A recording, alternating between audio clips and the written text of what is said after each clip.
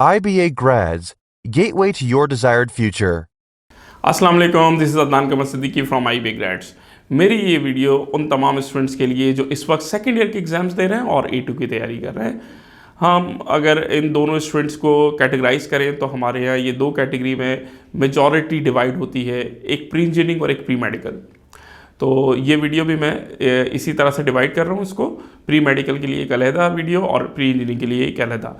ये वीडियो इस वक्त प्री मेडिकल के स्टूडेंट्स के लिए, तो तमाम प्री मेडिकल के स्टूडेंट्स के लिए बहुत इंपॉर्टेंट वीडियो है, क्योंकि इस वीडियो में हम इनकी प्लानिंग को कंप्लीटली डिस्कस करेंगे इंशाल्लाह।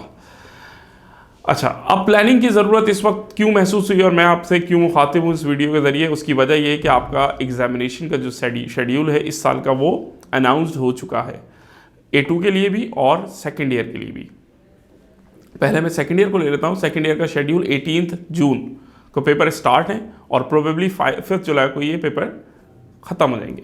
इसी तरह अगर हम A लेवल्स की बात करें तो A लेवल्स के पेपर जो है 4 मई से स्टार्ट हैं और कुछ लोगों के 26 को और कुछ के जून के फर्स्ट वीक में पेपर्स कंप्लीट हो जाएंगे।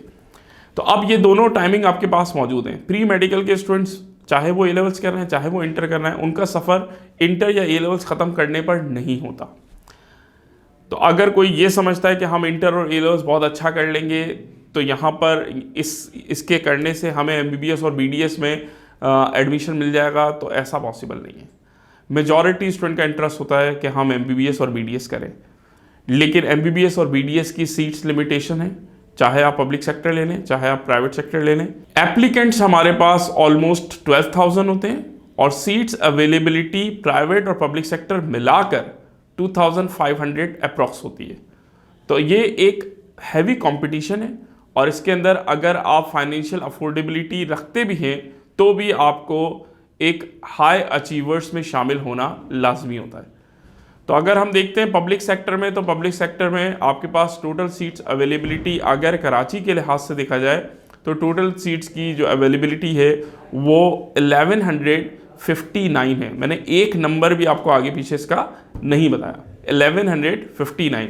इसमें रेसिप्रोकल सीट्स भी है, इसमें सेल्फ फाइनेंस भी और मेरिट बेस भी है, तमाम सीट्स इसके अंदर इंक्लूडेड हैं।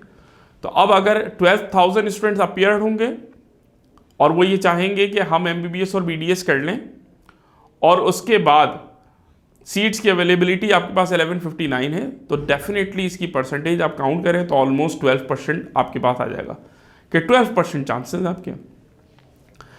तो ये सारी कैलकुलेशन सामने रखते हुए फिर ये यहाँ क्लियर हो जाता है कि इंटर या A लेवल्स अच्छा करने से MCAT यानी MBBS या BDS में एडमिशन लेना पॉसिबल नहीं है।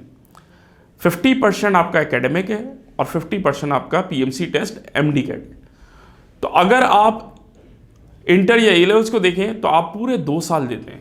A लेवल्स वाला बच्चा तो और भी O लेवल से ही वो स्टार्ट हो जाता है और चीज़ें कर रहा होता है, तो 2 साल कम से कम आप उसको दे रहे हैं। लेकिन जब आप MD कैट की बात करते हैं तो MD कैट के लिए आपने इस शेड्यूल के मुताबिक अगर कोई ये प्लान करके बैठा हुआ है कि वो एग्ज़ाम के बाद तैयारी करेगा, तो एग्ज़ाम के बाद अब आपके पास इंटर के जो स्टूडेंट्स हैं उनके पास सिर्फ 2 महीने होंगे और A लेवल्स वाले के पास बहुत तो 3 मंथ्स की ड्यूरेशन होगी जिसके अंदर उन्होंने अपने MD कैट की तैयारी करनी है।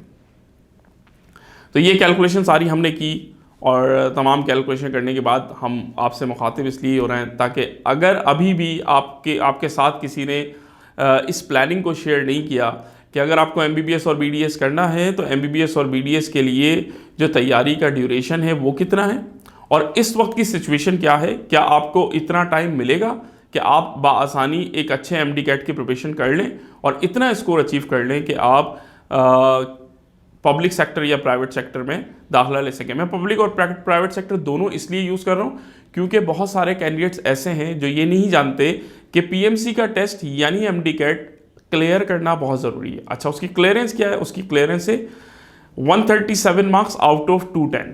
210 में से अगर 137 मार्क्स आप लेते हैं तो यस, आप प्राइवेट और पब्लिक सेक्टर में MBBS और BDS के लिए एलिजिबल हैं।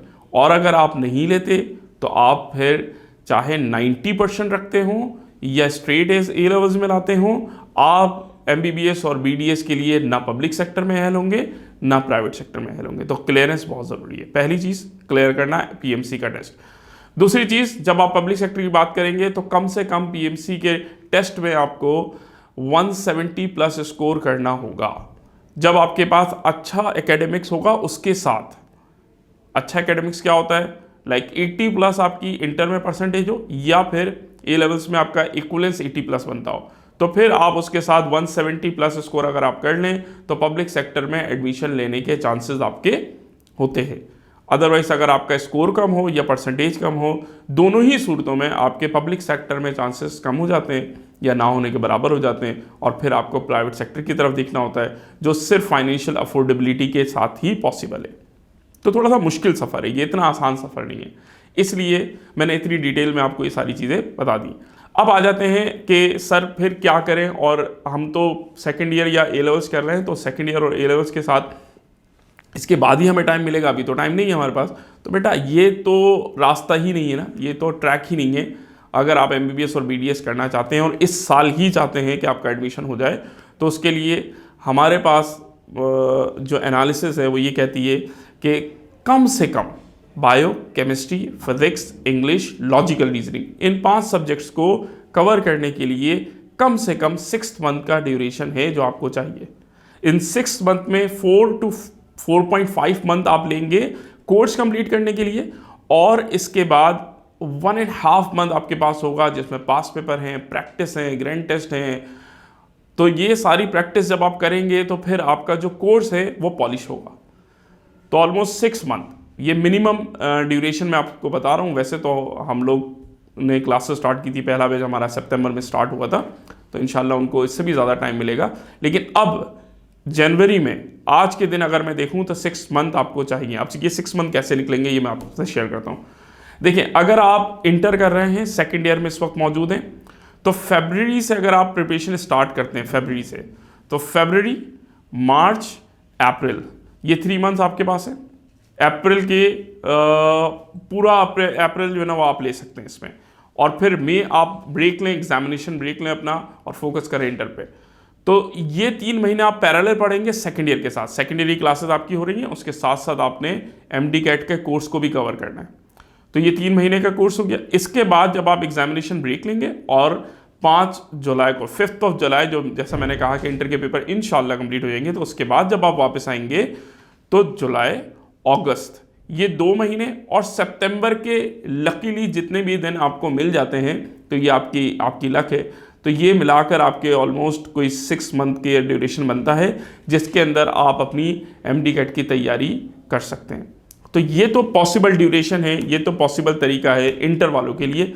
इसी तरह जब आप ए लेवल्स की शेड्यूल को सामने रखते हैं तो 4 मई से पेपर आपका स्टार्ट होगा, और बहुत तो 6 जून तक स्टूडेंट इसमें फ्री हो जाएंगे।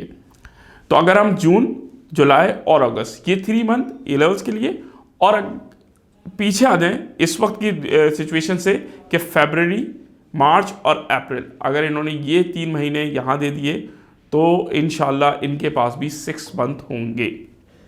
तो ये 6 मंथ का ड्यूरेशन इस तरह से आप पूरा कर सकते हैं कि 6 महीने का ड्यूरेशन आपके पास होना चाहिए। 2 महीने की तैयारी नहीं होती, 3 महीने की तैयारी नहीं होती, ये बहुत क्लियर हम आपको बता रहे हैं, और इसका हमें भरपूर अंदाज़ा हो गया। हमने सारी एनालिसिस की, सारी कैलकुलेशन की, आउटलाइंस देखी, उसके बाद पता चला कि 3-2 महीने में अगर बच्चा तैयारी करता है, तैयारी के लिए आता है, तो उसका कोर्स तो किसी ना किसी तरीके से टीचर्स और इदारा करा देगा, बट कोर्स के साथ बेटा प्रिपरेशन करनी होती है। टेस्ट का रिजल्ट कब आएगा? जब आपकी प्रिपरेशन होगी। कोर्स करने से प्रिपरेशन नहीं होती। कोर्स और प्रिपरेशन 2 अलग अलग चीज़ें हैं। हमारा पढ़ा देना 2 महीने का, 3 महीने का काम है, ठीक है, हम पढ़ा देंगे, कोई मसला नहीं है, बट तुम्हारा याद करने के लिए तुम्हें एक अच्छा टाइम चाहिए जिसमें तुम याद भी करो, तुम प्रैक्टिस करो, तुम टेस्ट करो, तो उसके बाद ही आपका एमकेट का अच्छा स्कोर आता है। अल्हम्दुलिल्लाह लास्ट ईयर जिन बच्चों ने इस रूटीन को अपनाया था उनके बहुत अच्छे रिजल्ट्स आए। आप देखते रहते हैं मुख्तलिफ सोशल मीडिया पर वो रिजल्ट चल रहे हैं, तो उनका भी फीडबैक यही है, उनका फीडबैक भी यही है कि जब ड्यूरेशन आपको नहीं मिलेगा तो फिर आप तैयारी नहीं कर पाएंगे। तो बेहतर यही है कि आप इसको 6 मंथ के ड्यूरेशन को अवेल करें। हमने इन तमाम कैलकुलेशन के बाद एक स्टेप लिया इस साल कि अब हम अपना लास्ट बैच, ये एक बड़ी खबर मैं आपको दे रहा हूँ कि अगर आपको IB ग्रेड्स के साथ MD कैट की तैयारी करनी है इस साल, तो फिर हमारा लास्ट बैच 30 जनवरी को स्टार्ट हो रहा है। इसके बाद हमारा कोई बैच इस सेशन के लिए स्टार्ट नहीं होगा, क्योंकि अब जब हम कैलकुलेशन कर चुके हैं तो अगर बच्चा नहीं समझ रहा तो हम तो समझ सकते हैं, हम किसी बच्चे को गलत ट्रैक पर नहीं लेके जाएंगे। पूरी कोशिश है कि आप लोगों को गाइडलाइंस दें, हर तरीके से आप लोगों तक पहुंचें और हर तरीके से आप लोगों को ये इन्फॉर्मेशन दें कि अगर MBBS और BDS करना है, अगर PMC में अच्छे नंबर लाने हैं, अगर मेरिट के ऊपर पब्लिक सेक्टर में एडमिशन लेना है, तो फिर आपको कम से कम जो टाइम है वो तो लाजमी देना होगा। अब इसमें आपके A-levels में भी आपको वहाँ से भी टाइम लेना होगा और सेकेंड ईयर जो कर रहे हैं वहाँ से भी आपको टाइम लेना होगा। तो 3 month before exam and 3 month after exam, इस तरह से करके अगर आप कुछ कोशिश करते हैं तो इंशाल्लाह फिर आप एक अच्छा स्कोर अचीव करेंगे। उसके लिए मैंने आपको अभी बता दिया कि हमने ये स्टेप लिया है और अल्लाह ताला आसानी करे इसके लिए, इसमें हमारे लिए भी और तमाम स्टूडेंट्स के लिए भी। ये साल आपका बड़ा अहम है और इस साल आपने 12 साल तक की जो ड्रीम होता है, जो ख्वाब होता है, उसको आपने पूरा करना है। तो ये साल आपका ये ख्वाब आपका उस वक्त पूरा होगा जब आप एक स्ट्रॉन्ग प्लानिंग के साथ आगे बढ़ेंगे। अल्लाह ताला से दुआ है कि ये साल आपके लिए कामयाबी वाला है। आप लोग भी दुआ करें कि आपके लिए आसानी हो। बहुत सारी मुश्किलें हैं लेकिन दुआ करेंगे तो इंशाल्लाह, दुआ भी करें, असबाब भी इख्तियार करें, जो एडवाइस दी जा रही है उस पर अमल भी करें, तो इंशाल्लाह ये साल आपके लिए आसानी वाला, कामयाबी वाला साल होगा। जज़ाकल्लाह खैर। अस्सलामु अलैकुम।